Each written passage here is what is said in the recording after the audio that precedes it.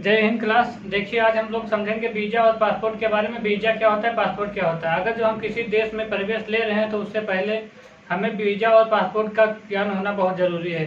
तो वीज़ा क्या होता है, सबसे पहले हम वीज़ा समझते हैं। वीज़ा क्या होता है।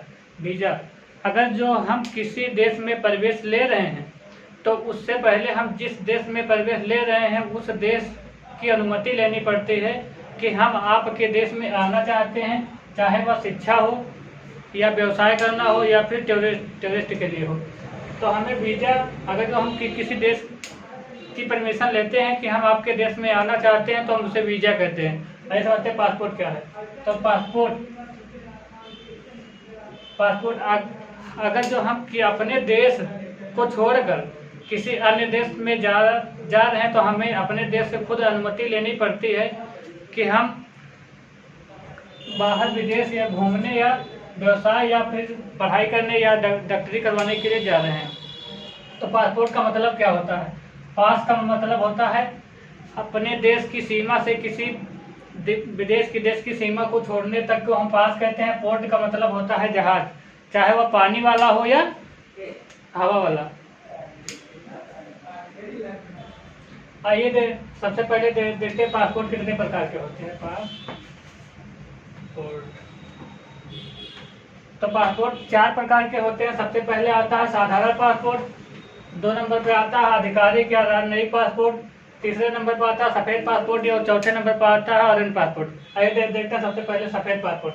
सफ़ेद पासपोर्ट जो होता है वो आम नागरिक के लिए होता है। सफ़ेद पासपोर्ट निश्चित समय के लिए बनाया जाता है और इसमें वीज़ा की आवश्यकता होती है।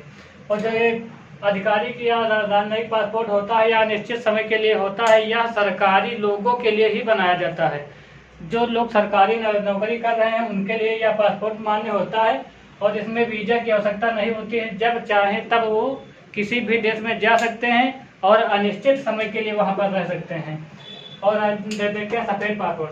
सफ़ेद पासपोर्ट केवल सरकारी अधिकारियों के लिए होता है जो किसी ऊंचे पोस्ट पर काम कर रहे हो, चाहे वह IAS हो या IPS हो या किसी ऊंचे पोस्ट पर काम कर रहे हो, उनके लिए भारत सरकार अधिकारी पासपोर्ट होता है जो सफ़ेद होता है। देखते हैं ऑरेंज पासपोर्ट। ऑरेंज पासपोर्ट जो होता है वह अगर जो किसी देश का लोग अगर जो किसी देश में नौकरी या शिक्षा की तलाश में गए हों तो उसे हम ऑरेंज पासपोर्ट के नाम से जानते हैं।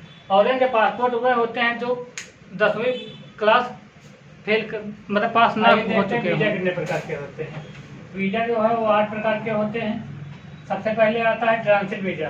ये केवल 5 दिनों के लिए ही होता है। अगर जो हमें किसी विदेश में 5 दिनों के काम के लिए हमें जाना है तो हमें ये ट्रांजिट वीज़ा का प्रयोग करना चाहिए।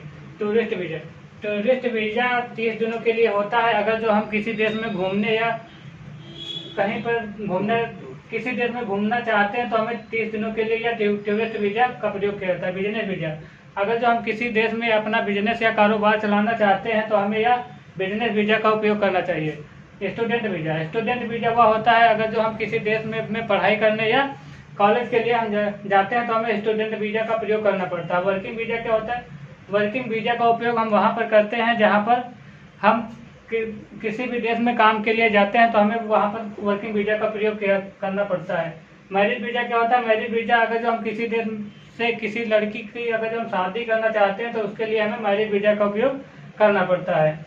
इमिग्रेंट वीज़ा जो होता है वो सिंगल के लिए होता है। और मेडिकल वीज़ा वह वीज़ा होता है अगर जो हम किसी देश में अपना इलाज करवाने के लिए जाते हैं तो वह मेडिकल वीज़ा का उपयोग वहाँ पर किया जाता है।